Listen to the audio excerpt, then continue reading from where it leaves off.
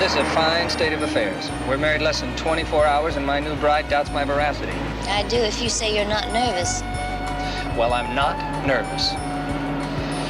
Except for maybe one or two little butterflies somewhere.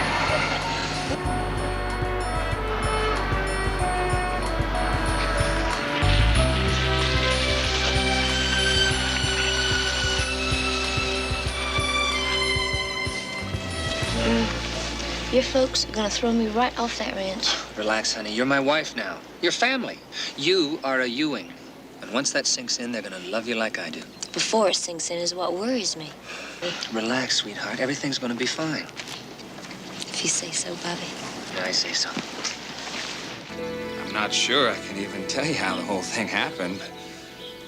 Except that I said I loved you. And she said, I love you. And I said, are you sure? She said, of course I'm sure. So I said, well, then let's get married right here in this old city in New Orleans. He said, Bobby Ewing, that's about the dumbest idea I've ever heard. 20 minutes later, there we were standing in front of that old Baptist preacher saying, I will, I will. And that was that. I never knew you were so impulsive, Bobby. Well, I never knew I was either. Pamela, you settled in your room all right? Oh, yes, ma'am. Of course, I only have the one suitcase, but I'll go into Dallas tomorrow and get my things.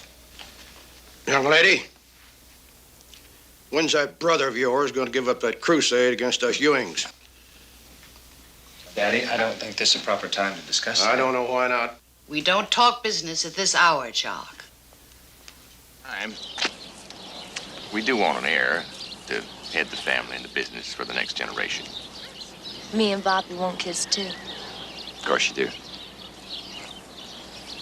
Who lives there? No one now. That's my middle brother, Gary's house. He used to live there with the little bride, briefly. Did your brother put you up to this, Miss Barnes? Well, I don't think that's an unusual question to ask, Miss Barnes.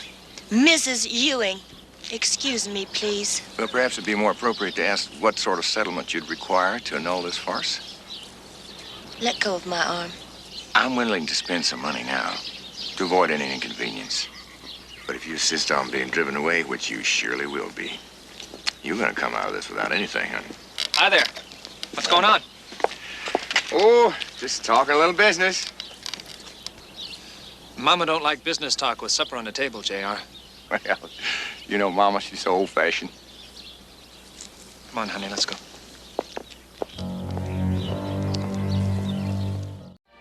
You have no right to make an accusation like that. I'd be an idiot to think anything else. She's my wife, J.R. How did Barnes get a hold of that document? I don't know, but she didn't give it to him. Well, who did? Stop that! Stop that shouting in this house! I'm sorry, Mama. You left that document here. She brought it to us. As far as I know, that Maybe was what you know anything doesn't I've go ever far heard. enough. The only time that file was out of my hands, or yours for that matter, was while she had it.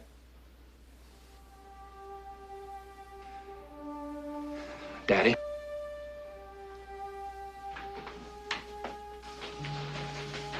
You know she wouldn't do something like that.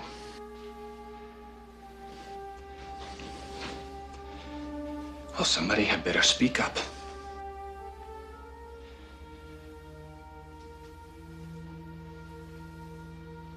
She is my wife.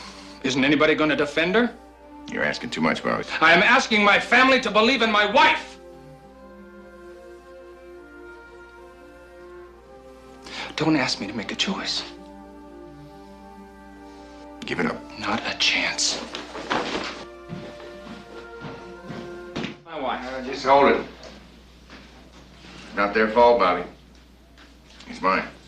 Well, it's kind of hard to swallow about Julie, I can tell you that.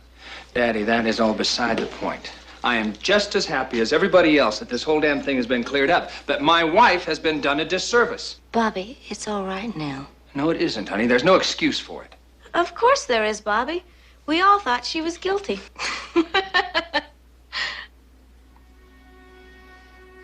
Maybe if I'd been you, I'd have felt the same way, too.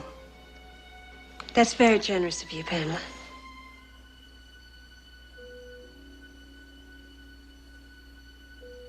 You were the hardest on her, J.R. I am sorry. Accepted.